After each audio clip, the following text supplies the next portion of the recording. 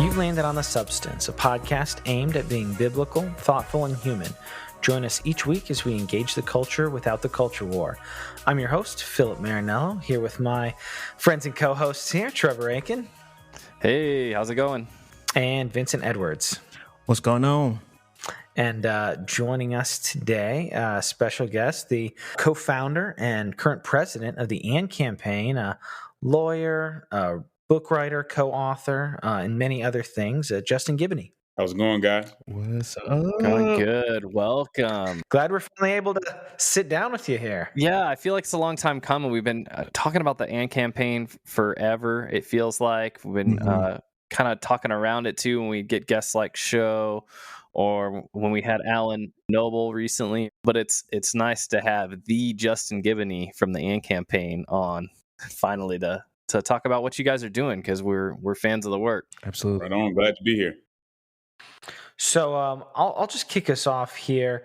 I don't want to go super deep into it here because you can find it on your podcast, on several other podcasts. Don't want to go deep into the inception of the AND campaign, but for any listeners who may not be familiar with it, you want to just give kind of a brief overview of how it came to be and what the mission is? Yeah, sure.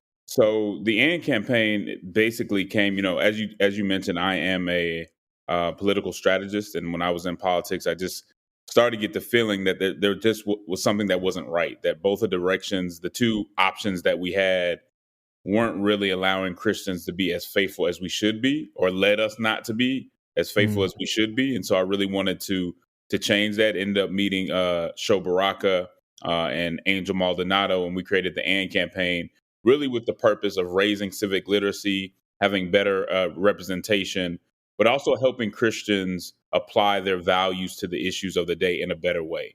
Not necessarily primarily as conservatives or progressives, but really applying biblical principles first. And we wanted to create a framework to help Christians do that.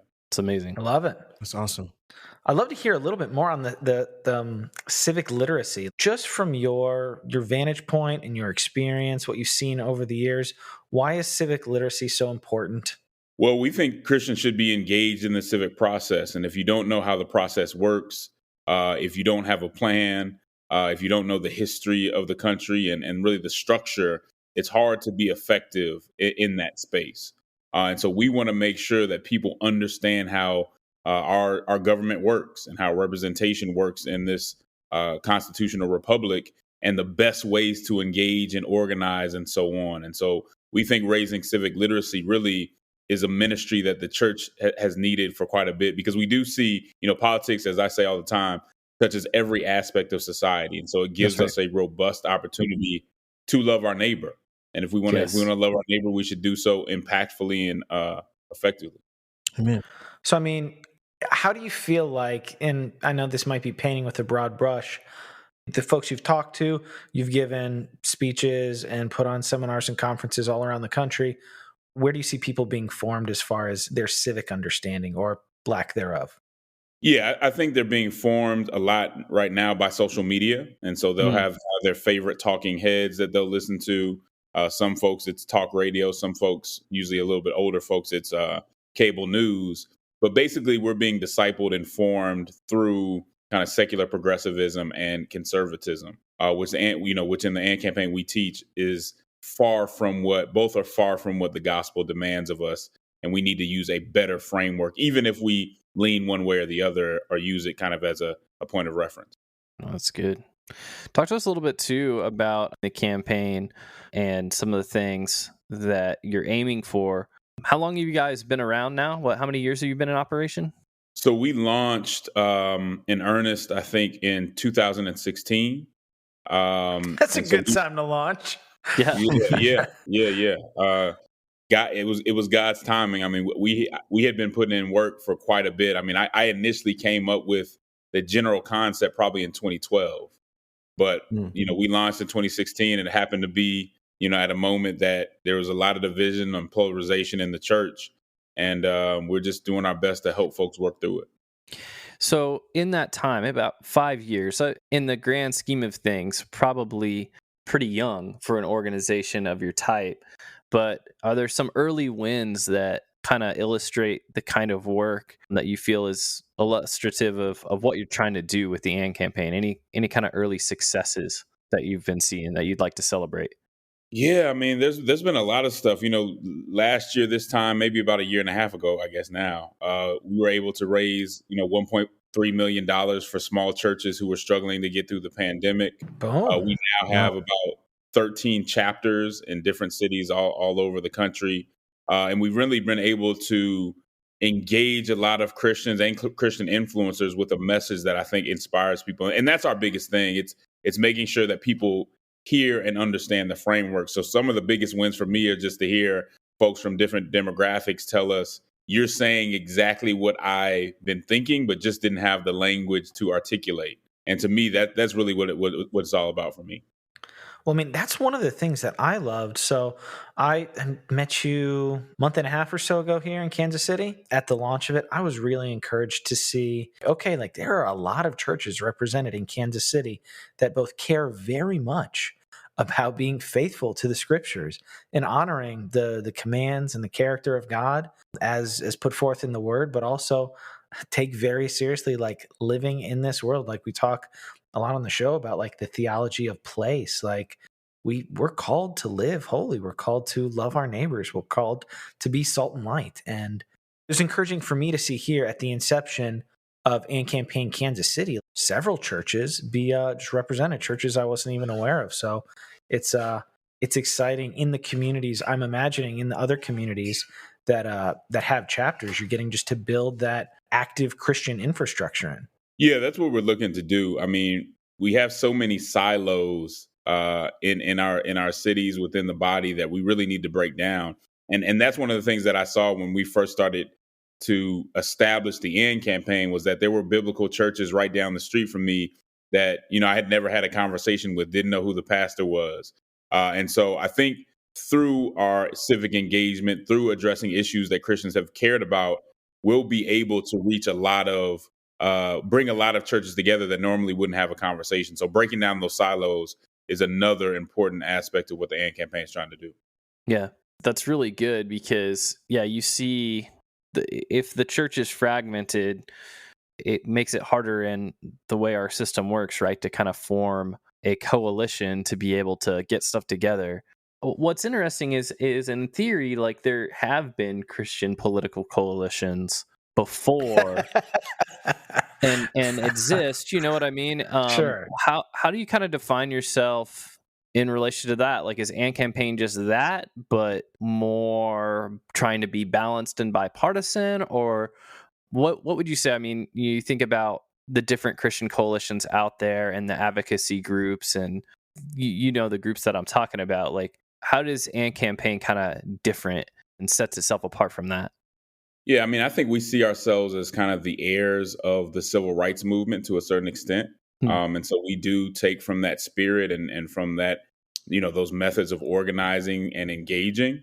But at the same time, we realize that we're dealing with different issues too. And so whereas the civil rights movement dealt with a lot of the justice issues, there's also a lot of moral order issues that we need to deal with as well. One of the problems that you saw outside of the civil rights movement with a lot of coalitions was that it connected itself probably too tightly with ideology. And so you saw a lot of conservative ideology kind of sneak into and almost lead, whether it's the moral majority or others. And we want to stay away from that. We do want to be nonpartisan. It's not, balance, I guess you could put it that way, but we're really just trying to find the truth, right? Yeah. I love that. I appreciate that so much. You talked about that a bunch on your latest episode of your show. Yeah, I mean, there are a bunch of issues where, we may be further right than the Republicans are on some things, or further left than the Democrats are, depending on what the issue is. And so it's not a matter of seeing where the two are and making sure that we fall in the middle. It's about trying to get it right. Now, practically speaking, when you have two ideologies that are as extreme as they are right now, there's no wonder why a lot of people would fall in the middle just trying to be reasonable. And so there's nothing wrong with that either, but we're not seeking the middle. If we land there, that's where we land. If we land somewhere else, that's cool too. We want to get to the best policy, and we want to let Christians know that we can disagree. What we offer and what we think the gospel offers is a framework. That is huge. I've talked to a number of people about that, where it's like, look, the essentials of the gospel, and I don't want to minimize them, but like it's a small list, right? Like the things that we need to mutually affirm in order to be in like good fellowship one another is small. But then let's say we differ on those things. We're called to love our enemies. It shouldn't be. It should not be the way things are right now. Yeah, I totally agree. There's a way to disagree, especially within the body. Man, But I think our framework and the way that we approach it should allow us to disagree and still have the same objective, right? Still have the same goal. And when you understand that you have a very similar goal, you can accept that there may be some disagreement on how to get there. And so those are some of the things that we're trying to emphasize and just do it a different way to where I don't think any party will ever feel completely comfortable with the "and" campaign, because we're not there to make them feel comfortable. We're there to challenge and to get to the right answers. And we don't have many of the same incentives or, ulterior things going on that you see in a lot of different parties. Yeah. I wanted to pick your brain kind of on some of this stuff that we're talking about right now as a political strategist, because, over the years in history, the two political parties that we have in America right now, because of the system of voting and everything, primaries, etc., that is set up, the two parties are really good at just absorbing a movement, no matter what that movement is, and then maintaining the power between the two parties. If we were in another country where you had 7 political parties or whatever, and campaign could form just like a Christian political party, and then you get seats and representation, and maybe you get enough seats, somebody has to form a coalition government with you, and you have a seat at the table. My question is, with the system that we have, though, how do you get stuff done without compromising too hard on your ideals? Like, because our system forces to a degree compromise. Things get messy. You don't really get to live the ideal, it seems like, always, at least on the national stage, to get stuff done. But even on the local stage, everything seems to always get run through one party or the other. So how do you navigate that? Yeah, I mean, obviously, we said before, we're not trying to be a party, but in regard to compromise, I think there's a difference between compromising to get to a solution and actually compromising your principles. So there are certain compromises we just wouldn't make, but there's a lot of space in between there where we try to get to the best policy that we can get to in the given situation. There's sometimes that you got to stand on principle and just say no. But in many cases, there are ways to work and think through issues that you may have with other people to get things done to help folks. And if we can't do that within our politics, I think that's problematic. So I would make a distinction there between types of compromise. But, every compromise on policy is not a compromise of principle. And I think that's important for people to realize. I think that's a huge point. Let's camp on that for a second. So it can be very easy to kind of be as dogmatic socially as you are biblically or spiritually. So help somebody think through, like, hey, I believe XYZ about whatever social, moral issue. I'm convinced that this is like that God's honor is on the line with how we do every little thing. Like, and I couldn't work side by side with somebody, or I couldn't give in anything. Talk to that person, like help them a little bit. Yeah, so maybe it's best to do it through just a kind of real illustration. You can take the LGBTQ conversation. The AND campaign is unapologetically an orthodox organization. We believe in the historic Christian sexual ethic. However, when we come to the table and you're talking about religious liberty and LGBTQ rights, that doesn't mean that I'm not going to protect someone's right to get housing without discrimination, to be in a job if they work at FedEx or somewhere else, to not be discriminated against. There are ways to help people that you don't necessarily agree with. One place I would point people to is the idea of co-belligerence, where you can actually work with other people because of common grace who you don't agree with to get things done. And there's just no other way to work within a democracy. We're not trying to compel people to do everything that the Bible tells us to do. But what we are trying to do is make sure that human dignity is protected and that we're promoting human flourishing. Sometimes that means that you're not going to get the perfect policy. You're not going to agree on everything, but if you love your neighbor you can also support their right to believe otherwise, right? To believe differently than you. And we can't be afraid of that. Yeah. The AND campaign it doesn't agree with, pluralism theologically, but we don't have a problem with civic pluralism because we live in a country where people have different beliefs, and Right. we can respect that, and we can move forward and do our best to find common ground where it's available. And so that's really how we approach it. If you love someone, you don't have to agree with them to try to help them or try to see their perspective, and give as much as you can within the framework of your principles, and that's what we try to do. I think that's a really good point, and I think people struggle with that. Very recently this year, a famous preacher, John MacArthur, I don't mind naming him, he said this publicly: religious freedom was meaningless.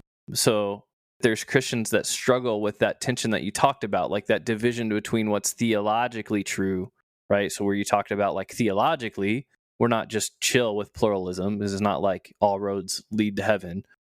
But knowing what we know theologically and seeing the society that we live in, you're not trying to work people into a Christendom, a Christian kingdom, it seems like. Whereas it seems like a lot of what are called Christian political action groups seem to try to do that. So I guess my question is, like, how do you help people who are so used to that mindset? Because it seems like there's so much thinking that is in that direction of politics is all about, like, trying to get people righteousness into the world and to order society how God wants society ordered, which means that they do what God says. And if we're not doing that, then I am compromising morally, then I am failing to do that. People seem to have that hang up. How do you help people through that? When you're working with churches and stuff and you have people who are used to that mindset. For one, I just tell them that it doesn't work. You can't force people to be Christian, right? Yeah. And I think you have to be very careful of trying to get the government to do your work. There's a lot of work that we can do culturally and other ways socially, and you don't necessarily need the government to step in and do all of that.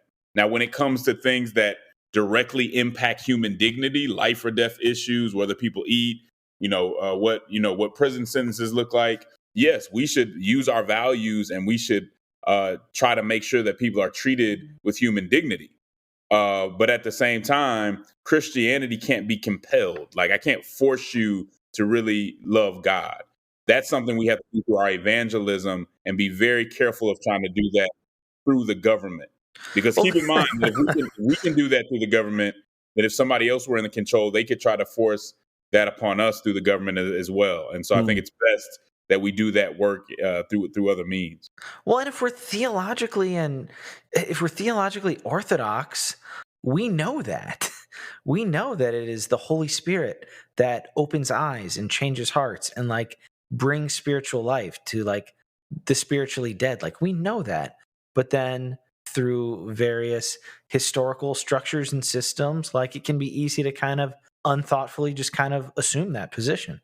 Let me ask a question too. Is it kind of like what we're trying to do is find these biblical principles that we know on biblical authority are true, whether it's things like, to use the language of the Declaration, like inalienable rights, stuff like that, that people rationally agree to, like through evidence and things like that. Like, we're trying to find that common grace, common ground with them between biblical principle and what people in society at large, what we can, like, prove to them or show to them rationally, versus the things that are maybe they would disagree with, but we believe on divine fiat. Yeah, I mean, that's a pretty good line to draw. I don't think there's a clear line to say exactly, like we could put this into some kind of formula to say exactly what stuff we would touch and that we wouldn't. But again, I think the stuff that you can explain. I mean, there are certain things that are faith-based, right? And so you're not going to be able to prove it. And then there are other things that, are just, traditions or even doctrines that you're not going to force other people to do, even if you feel like you can explain why it's good, right? So there's not always like a bright red line or a bright framework to say exactly what issues we'll touch and we won't. But I think we always need to be very vigilant and deliberate about what issues we're pushing and which ones we let people decide for themselves. And so it's something that we're always going to have to be looking at case by case, even if we don't always know exactly where we'll land. No, that makes sense. Yeah. There's one thing. So I actually just recently listened to your episode, Church Politics, and you made a mention about moral imagination. And that's not a term that I've heard. How would you define what moral imagination is, and how is moral imagination helpful? Yeah, so moral imagination is the ability to see not just what has been kind of historically, not what is in the present, but see how things ought to be. Hmm. Right? So if I go into a very tough situation and Mhm. somebody's yelling at me, cussing at me, calling me out of my name, it takes moral imagination to say, I still see your human dignity. And this is really what I see a lot. I saw a lot in just reading and talking to my elders about the civil rights movement. It was the ability to not be caught up in the moment. To say, okay, the moment is what it Yeah. is. It's bad. It's ugly. These people are being very ugly. But I have a God who says these people have value and dignity, even if they don't treat me that way.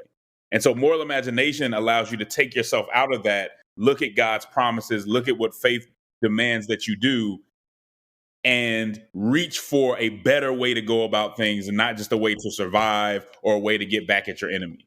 That's really what moral imagination is. It's our ability to say, hey, everybody has human dignity. We don't have to fight over human dignity.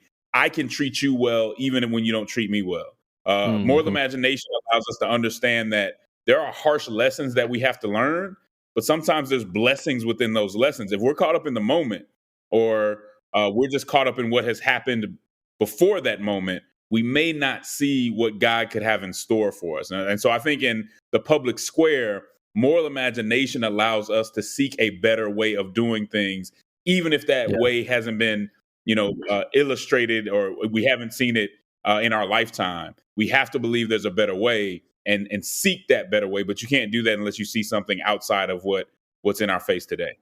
Yeah. Wow. That's super good. That's a good kind of prompt. One of our listeners sent a question just about like partisanship and like unexamined nationalism. Like, how can we kind of break through some of those defenses and barriers to kind of suggest and spur on and love a true moral imagination with people who maybe are engaged in culture wars and they don't even realize it?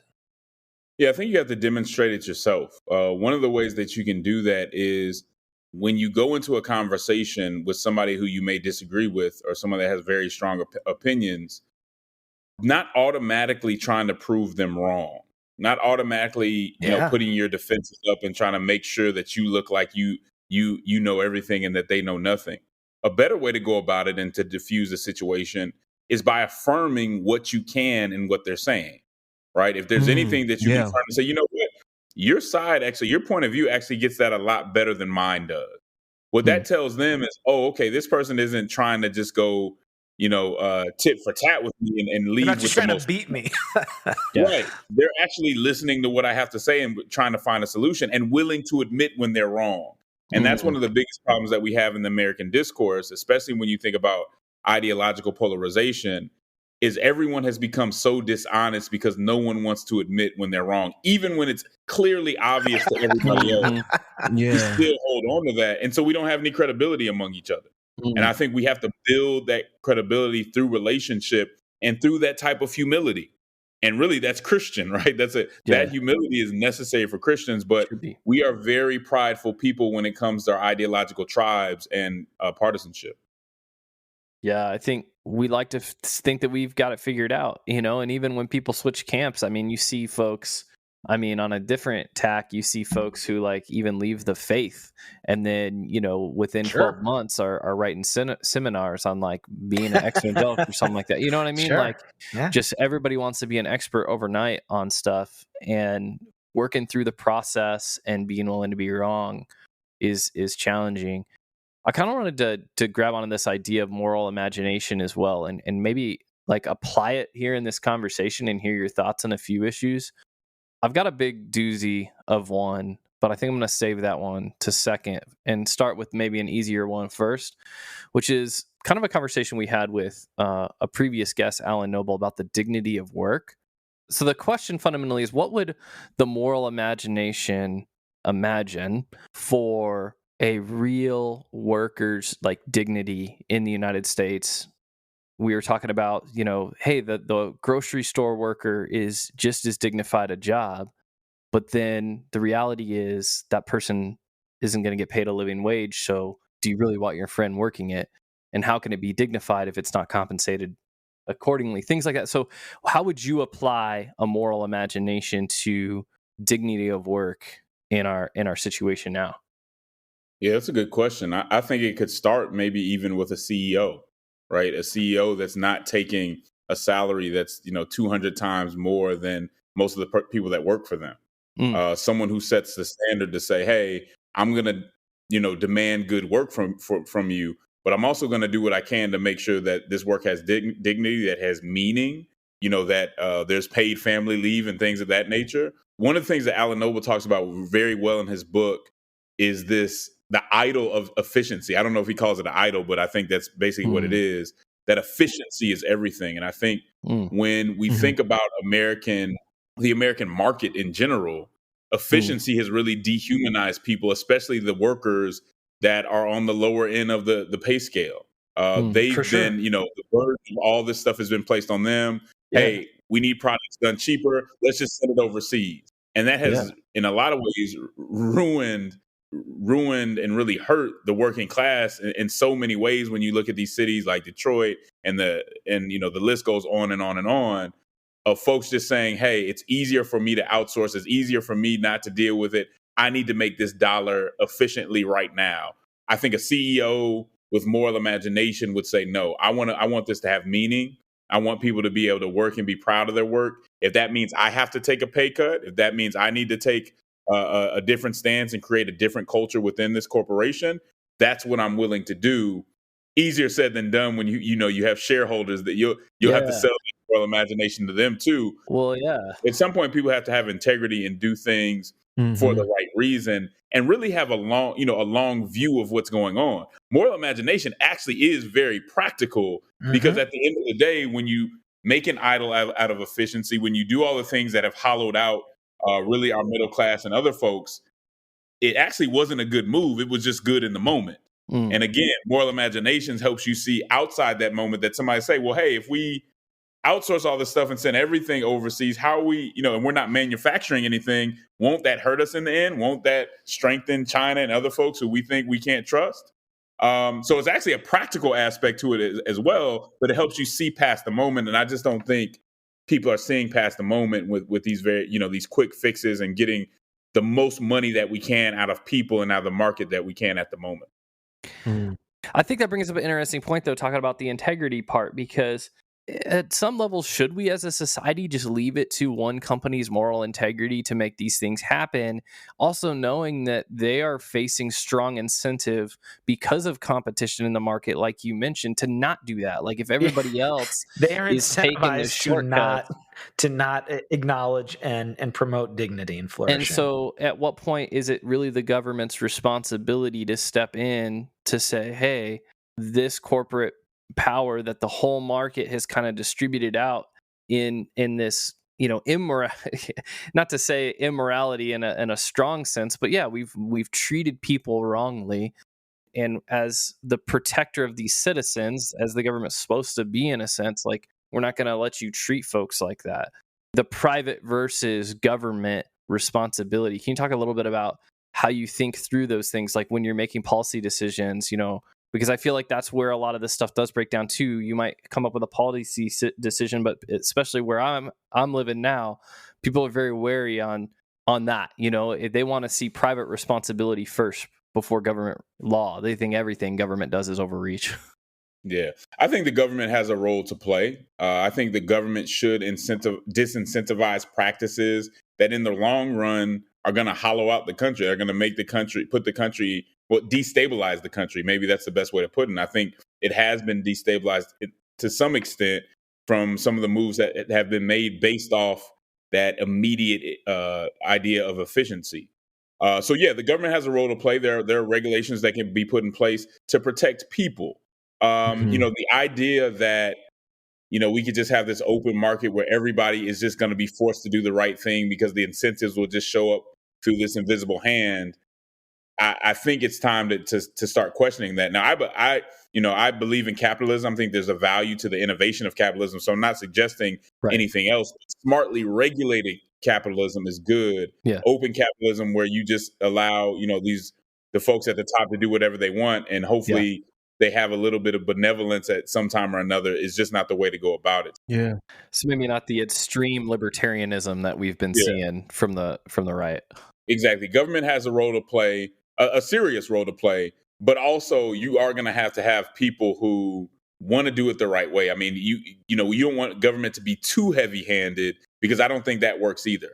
Because those are people with agendas that are in those positions as well. And so, I always like to see kind of government and private actors kind of balancing each other out. Yeah. So on that note, you talked about one of the big wins that the home base and campaign chapter in Atlanta had in regards to housing. Can you kind of tell us a little bit about how that situation happened, and kind of how maybe other chapters and other cities can kind of look at that as a potential model? Yeah, I mean, it's ongoing. So I wouldn't say that we've won the final war in that regard, but I think we have done pretty good in some battles there. And what was happening, just like it's happening in many cities, is just gentrification is just rampant in Atlanta. There's not enough affordable housing. We didn't feel like the plan for affordable housing coming from the administration was robust enough. And so we worked with other groups to get a pause on development in these particular areas until there was a better plan for affordable housing, and making sure that the poor people wouldn't be kicked out of the city of Atlanta. Because one of the things that's happening all over the country is, a lot of folks tore down the projects, but didn't really have a plan to make sure that people weren't displaced. When you leave the city and you don't have a lot of resources, you're leaving where all the services and resources are. So before, even though, I'm not defending the projects, but one thing that you could do in that situation was find people who needed help in a concentrated area and get that help to them. And when they're spread out and they're now in the suburbs around people where they don't have as much resources as their neighbor does, it's harder to get resources to them. So again, no way is that saying that the projects were good. The sad part is we didn't have a strong plan to prevent displacement once a lot of the projects were torn down. And so a lot of cities are going through that. Some almost seem like they're too far gone, but I don't think Atlanta is there. And we were able to bring together a diverse group of Christians to advocate with other groups on behalf of the people. Don, that's brilliant. That's another great example of like moral imagination and thinking about, hey, what are the downstream effects of things like the housing and the development? And I think, a lot of churches can just stand by, and unless it's the midterms or the national election, they're not really worried about what's happening in the development in their community. They just think like, oh, people are building stuff that's cool, and not really thinking about those things. How do you get people to turn their focus on important issues like that around them? Well, I mean, you've got to be able to create a storyline. You got to have a narrative. Now, it should be an honest narrative, but you have to move people through explaining what the problem is and how it can change, and empowering them to do it. From there, that's all a part of organizing people to get going. But you have to be able to shift people's focus, because it is easy for people. People aren't just focused on one issue. They have jobs, they have family members that they're taking care of, all these other things. And so you do have to have kind of something that pulls people in to say, no, look at this, because it's a big problem and it's going to change how, it's really going to hurt your neighbor if we don't act.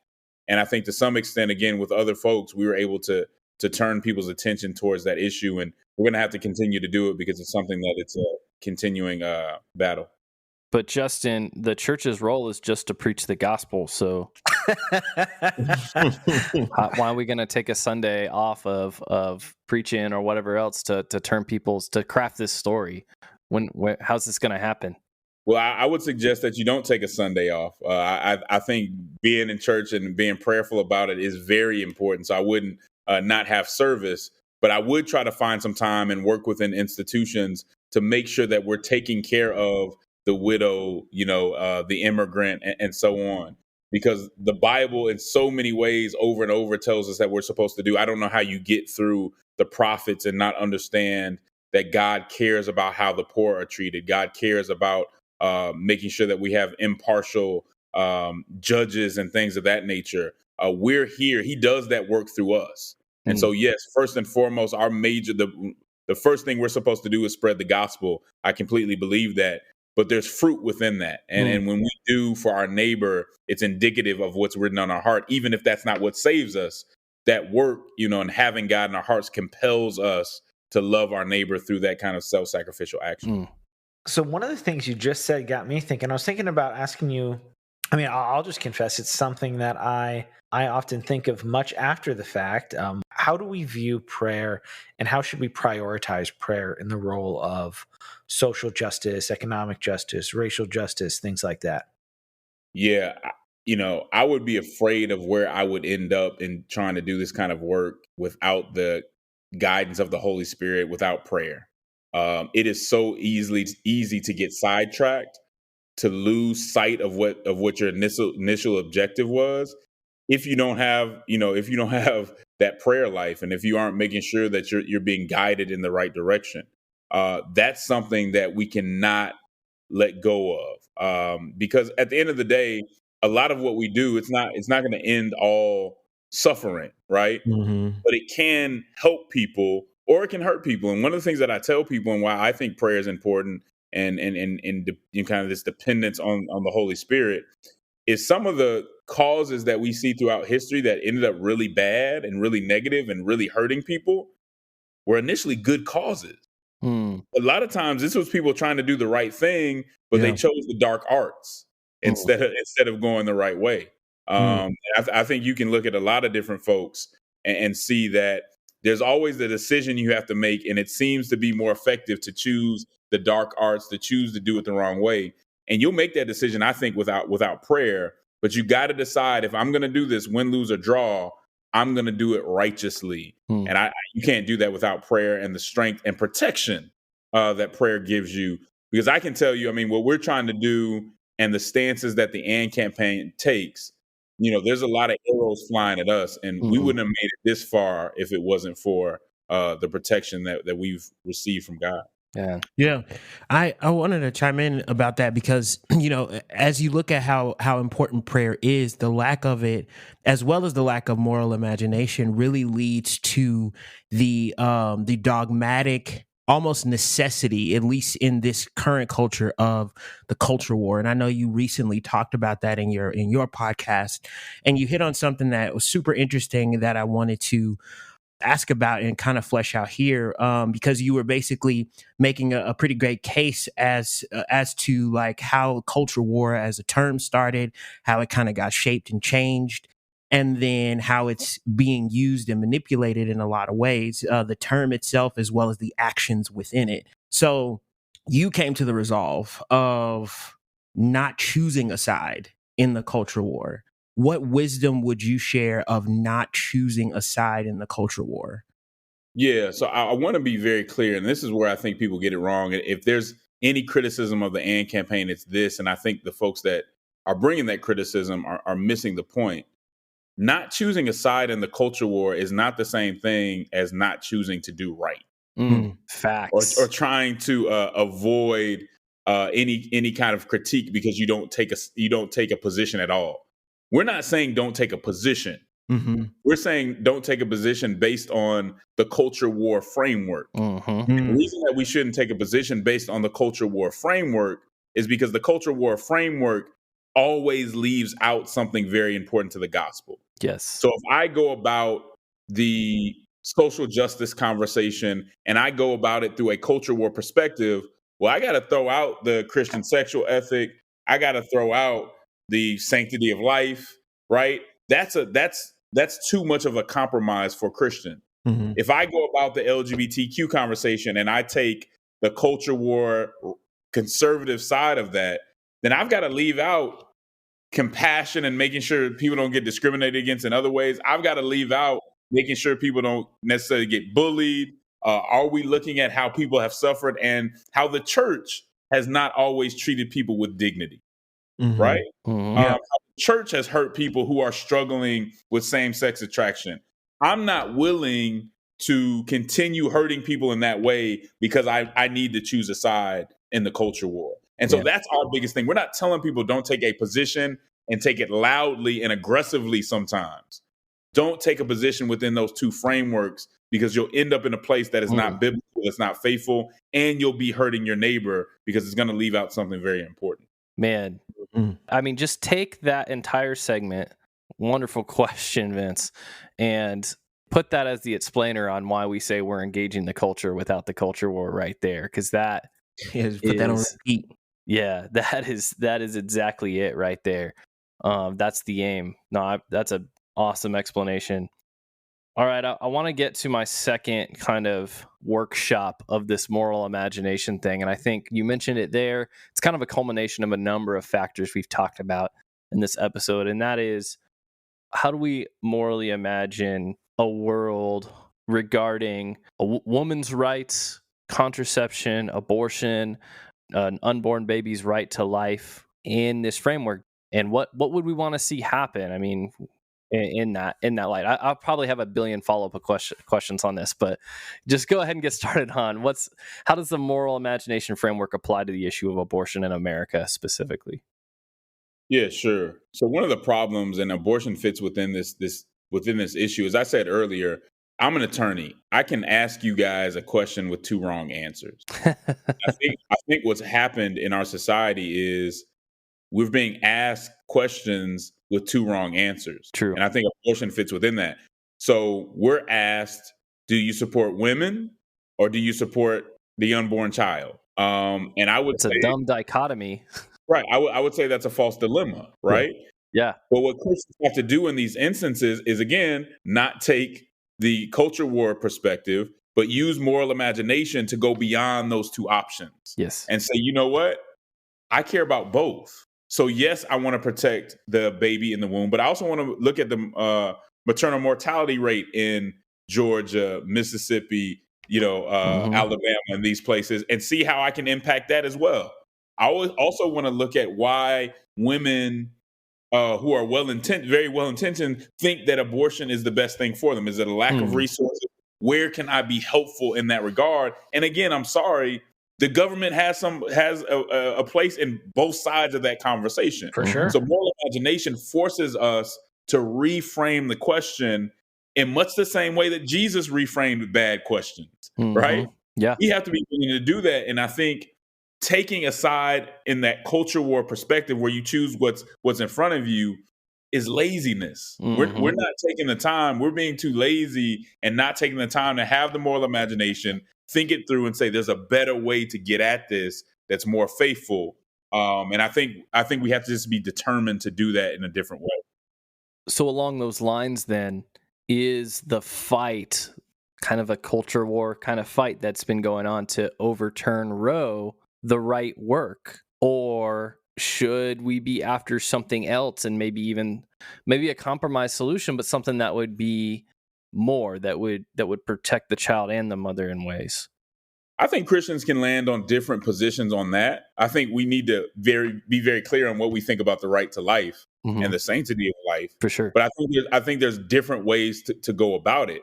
I'll say this. I think just focusing on Roe by itself and nothing else is not the right way to go. Right. So if you want Roe overturned, I completely get that. I'm not mad at you at all. Sure. Yeah. But that by itself is not enough when you look at everything else that's going on. A lot of people get hung up on that, but it's like, okay, but how does that actually help people? Bottom line, like, how does that help mothers? Like, that just kicks it to the states. Like, what does that do? Yeah. And be willing to re-articulate it too, right? Be willing to say, you know what? Our talking points are getting old. They're not connecting. They may not be connecting with people. We need to talk about this differently. But yeah, it's more than just Roe. What you hit it on the head. Roe's just going to kick this down to the states. You can talk about Casey, but even just Roe and Casey, there's more to this conversation about what women are going through than just that. Right. Which doesn't mean those things are important. And not even worrying about like the freshness or persuasiveness of the talking points. It's like, are these things right? Like, if we examine these talking points in a while. That too. And we talked about this on our abortion episode, which only got us a little bit of flack. I thought it might got us a little bit more. But like, Yeah, Like, probably more why people listen do to it than. why do like you said, why do women think abortion is something that might be helpful for them? Like, it's probably not, because most of the women getting them are like terrible maniacs. Like, what systems are they in? Like, what are their circumstances? What led them to this decisions? Like, and just outlawing it, and like you said, putting the whole burden of everything on them. Like, that's probably not the most helpful thing. Like, we should probably actually critically examine these things. Yeah. That's right. And that's where I found myself like in this kind of weird spot being here in Texas too. Like, I don't know whether to cheer or not for this thing that they've done, because on the one hand, it's like, okay, they've found a way to prevent abortions, and it looks like the Supreme Court's just going to let it hang, like they're not going to do anything about it. But on the other hand, the way they went about it seems somewhat, I mean, still anti-democratic in a way, but then also like just Harmful. yeah, it's kind of weird. Like they've got this bounty system or something, it feels like, set up. Like it just doesn't seem right, like it at some fundamental level. Yeah, it seems like the way that they went about it was clever, but almost too clever, right? And so Yeah. it seems like it's setting up this situation where there are going to be a lot of unintended consequences, where they're putting people in very adversarial positions. Well, this doesn't need to be about adversarial. Okay, I'm hunting you down to make sure you're not. You know what I'm saying? And so, Yeah. yeah, it may seem like it works in theory, but I think you're putting folks in a position where there's going to be some unintended consequences that there has to be a better way to go about this that's more clear and straightforward. Yeah. And just. Time will tell. I'm Time will concerned too about like if that's okay, like if a state can do that, can basically roundabout outlaw a behavior by basically setting a bounty on it. What else can they do that to? What other behaviors, what other things could the state regulate? Yeah, Texas does this. And especially in a one-sided nature, like that's just whoever's in power can beat people up. But I'm also thinking about, like what kind of reach that could have. What if, not to play the dumb culture war card of like, oh, what if they come after Christians? But you know what I mean? Like in theory, if they could do this legally to this behavior, where's the limit on that? It's just kind of a concerning exercise of power in that way. Well, there's none, right? Like plenty of people in the culture say that like our faith is harmful in certain ways. So like who's to say that like the people who think they're so clever, like who consider themselves Christians going, yes, we did it. We stopped this practice. Like that could very easily get turned around. Yeah. I'd just say, let's keep in mind that the means always matter. Yeah. Right. So we're not just looking at, okay, did we get to the conclusion that we wanted to get to? What were the means, and are those healthy, and what does it do to the civic landscape and interaction between citizens? So we'll have to see, but I don't think that one passes the smell test for a lot of people, and I worry about the unintended consequences. And it's great to hear you say that as someone too who stands here and advocates for the sanctity of life, for the rights of the unborn and things like that. It's like, it's not about teams. It's about, is it right? Is it true? Yeah, that's right. I wanted to change directions just a little bit because I know I felt this myself before, as well as I have plenty of friends feeling this, and it's political fatigue. Mm-hmm. How do you encourage a person who might be feeling a bit of just political fatigue and may want to abandon their responsibility just because they don't want to be involved? I feel political fatigue. Yeah, I would just say bow out of some of the arguments. Stop going back and forth with people about every single issue. You don't have to argue about every single issue. You don't have to put your emotions or, just get passionate about every single thing somebody says. Stop watching cable news. Don't respond to people on social media all the time. Let it go. If somebody has something to say, just let it go. But what you can't do is not be civically engaged. Mm-hmm. How do you think, and this is one way I always think about it that helps me, how do you think the folks on the front lines of the civil rights movement felt? You don't think they were tired? And, sometimes we can take that a little too, I'm tired and I just can't go on. Well, people have been through a lot more than you and did go on. Now, if you have some other issues, mental health and all that, I'm not an expert on that, so I'm not speaking to that. Sure. But just in general, if you're passionate and you care about people, don't give up. Don't stop, because there's some kid who needs resources, some kid who needs a better education, that's depending on you to keep fighting. And there have been many Christians, and there's a lot of inspiration to see people who probably put in a lot more work than we have up until now that kept going. And that's what God is for. That's what, that's what your prayer is for. That's what your fellowship and your church is for, to get a kind of release. Your whole life doesn't have to be about social justice or any other issue. But don't give up, because I think it's important that we keep going for those who are in need. It's not easy. One of the things that disappoints me sometimes is people get into these conversations, even with the housing thing that we did, and if they don't see a change in 9-6 months, that's that changed the world, then they're out. And that's just not realistic. That's kind of an immature way to go about it. And so you need to be ready to be kind of long suffering and stand in there, but do it with the group, do it within community, so you have people to lean on, and absolutely do it with a healthy prayer life. Amen. Got one last specific question here, Justin. What are some specific ways maybe stay-at-home moms can kind of be engaged in these things, prioritize social justice work, and kind of disciple their kids like in anti-racism ways, but also like how can all sorts of people with jobs, people who are not political activists or presidents or members of political organizations or lawyers, like how can the every person be engaged in these things? Yeah, man. I mean, stay-at-home moms, that's not an easy job. That's not an easy task. But stay-at-home moms are like a sleeping giant when it comes to politics and things of that nature, because sometimes there is a little more flexibility. They can make calls. And so what I would do is say, if you know of an organization, doesn't have to be the AND campaign, there may be other organizations that's doing good work, volunteer. When you can, try to go up to the city council meeting to understand what's going on. But there's so many things that folks can do when they have a little bit of flexibility, even when they have a tough job going on.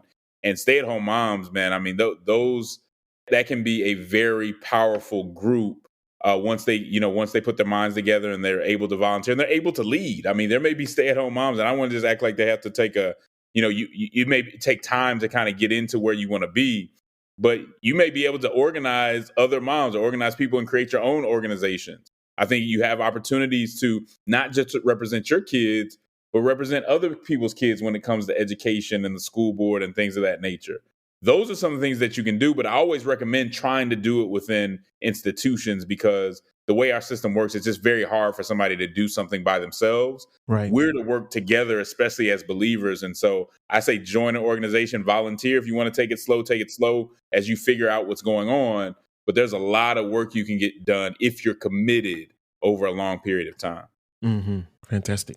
I see some of your work too, following the lines of Fannie Lou Hamer, how she found and founded the Freedom Democratic Party, kind of a third way. She wasn't taking the options that was given to her. If you could maybe recommend to folks some resources, I want to learn so much more about that story. I think there's so many people who are unfamiliar with that. Do you know anything off the top of your head that's like a go-to? I know you're a book guy. That's why I kind of felt like I could put you on the spot and maybe you would know. Yeah, I mean, there's several really good biographies about Fannie Lou Hamer. The one I read last, I think, was This Little Light of Mine, which will tell you about the Democratic Freedom Party, which was a strategic way to challenge the Democratic Party, which was very much necessary at that moment. And so, what's awesome about her is you see that God can call somebody who, to me, Fannie Lou Hamer is one of the best orators of her time, even up there with Martin Luther King, just how she moved people in a very grassroots way and sincere way that really got people energized and really empowered people. So yeah, that's one book I can think of off the top of my head that would be good to kind of learn about who Fannie Lou Hamer was. Somebody who didn't have a lot of resources, but had a heart for God, which gave her a heart for people, and really did everything she could to change the situation in Mississippi and beyond. Awesome. No, I appreciate that recommendation. Yeah, I see that. This Little Light of Mine by Kay Mills. Yep. So we want to hit our substance shout out segment here and just ask you, what have you been reading? What have you been watching? What have you been listening to? What have you been taking in that you've either found enjoyable, challenging, stimulating, edifying? What has Justin Giboney been consuming or thinking on lately? Culture, media, podcasts, films, what have you? Yeah, I'll be honest with you. The last book I read and just finished this week was Alan Noble's book, You're Not Your Own. So I good. think that's a very, very good book. And I knew the brother could write. He's a friend of mine, but he even surprised me in how well written that is and how important it is for the moment. So that's one thing, that's one book that has really helped me out. I mean, there's so much going on. I've really been enjoying A Time to Build is another book that I've been reading by Yuval Levin. And I read it earlier. I read it maybe the end of last year, beginning of this year, one of the two. But one of the best books I've read just about institutions and the importance of institutions. So those are two folks on the kind of more conservative side. I've been also listening to Slow Boring by is it Matthew Iglesias? Matthew Iglesias, yeah. Yeah, Matthew Iglesias, which is a really good you can either listen to it or you can, he has a Substack. And that's been helping me out too. And it gives you a little bit of balance as well. So I'd recommend those, those two books and that one Substack is something that can help you think a little differently from folks who have integrity and are trying to get at the right solutions, even in different ways. Nice. And I'll also ask you, since we're wrapping up 2021 here. Wow, I almost said 2020. We're wrapping up 2021. It feels like we're still wrapping up 2020. This episode will probably air at the very end of November, earlier December. You got a top 2 or 3 album? You got an album of the year in mind so far? What have you been listening to? Oh man, album of the year. Kendrick hasn't dropped yet, so that slot's still maybe open. But yeah, if Kendrick drops, it'll be Kendrick. I'll be honest with you, I've been kind of disappointed about the big ones. Historically have been a huge Kanye fan. It was interesting. It was. I wanted him to rap though. You know what I mean? Like, so maybe. Thank you, Justin. That's the audiogram. I wanted him to rap. Send it to all my Kanye, my Kanye, my friends who just don't see anything. Maybe that was selfish of me, but I wanted him. I wanted bars, and right. That wasn't what he was going for, I guess, and so it wasn't really my lane. But I don't know. I don't know that I've heard anything that I've just been really, really moved. I'm also waiting for Baraka to come out with another one. I was just talking to him. Healthcare was nice, but that was just a single. I like that. Yeah, we need more, man. So I've been pushing him on that too. But off the top of my head, I can't remember any music that I was just like, okay, this is definitely the album of the year. If I had a little more time, maybe I could think of one. But mostly what has stuck out to me is a few disappointments. What do you think about J. Cole? This is I might even cut this, but just off Cole's top 3 for me right now. J. Cole's off season. I'll be honest with you, man. I'm not a huge J. Cole guy. There it is. Oh, I also loved. He can rap. I respect him, but I love Props. Terraform. His first Terraform EP. I thought Props' first one was phenomenal. Mm-hmm. Yeah, man. We need some of that, man. I'm hopefully Andy Mineo was good too, though. I did like that. I did like that album. I finished that. Yeah, I did like that album, but yeah, man, I'm just kind of waiting for show. I like it. And Kendrick. Yeah. Excellent. Well, Justin, we appreciate you coming on, sharing a little bit about the work that you've been doing, and just sharing your time with us and your politically strategic mind, but ultimately your biblically faithful stances and thoughts. We appreciate that conviction that the Word of God is to be followed alongside of, hey, part of following the Word of God is it calls us to love our neighbor. So just thank you for your testimony and witness and your time with us this evening. If anybody wants to follow, get involved with the AND campaign, things like that, what would you have them do? Where would they follow you, listen, get involved, that kind of thing? Yeah, so Twitter, Instagram, it's just at AND campaign. You can follow us there. You can follow me at Justin E. Giboney, Giboney on Twitter and Instagram. If you want to get involved or start a chapter in your area, you can email us at engage@andcampaign.org. Boom. So yeah, love it. Hopefully you get a deluge of emails of folks wanting to start chapters. Well, thank you for your time tonight, Justin. We appreciate you. Thanks for having me, guys. Keep up the good work. Thank you. That was the very esteemed and very thoughtful and very active Justin Giboney. Very focused, very on track. Man, yeah. Listeners, thank you. We are wrapping up 2021 here and just looking back at some of the numbers that we have just as far as tracking the various progress we've made on the show, looking at the guests.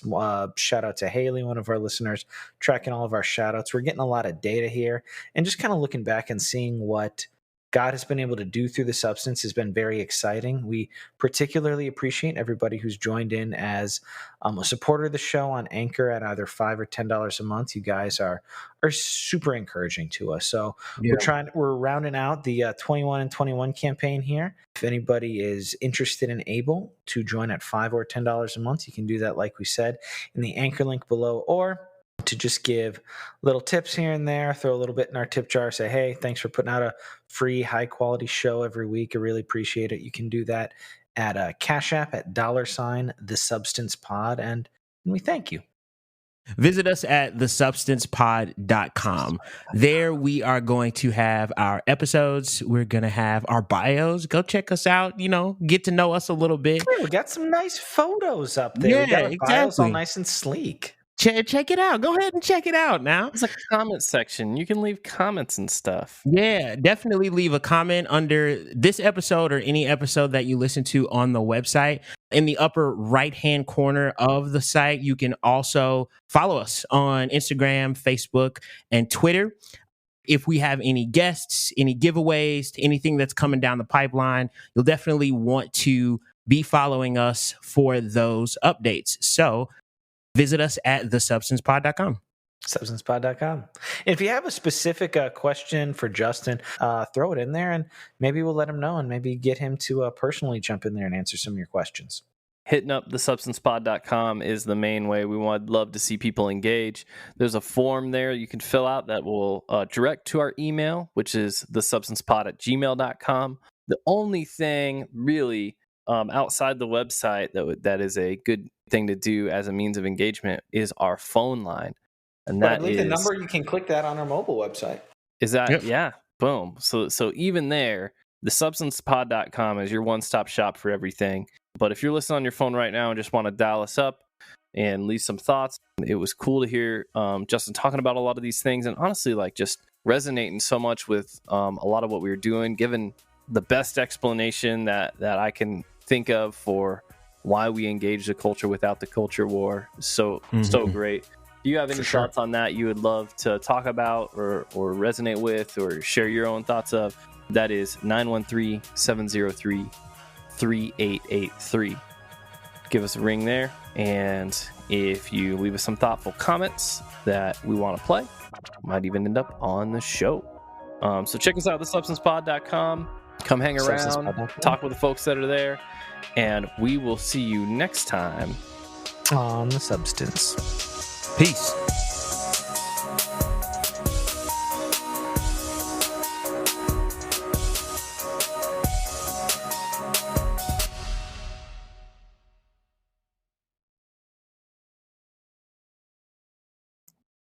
Oh, gosh, why am I blanking so hard? It's thesubstancepod.com.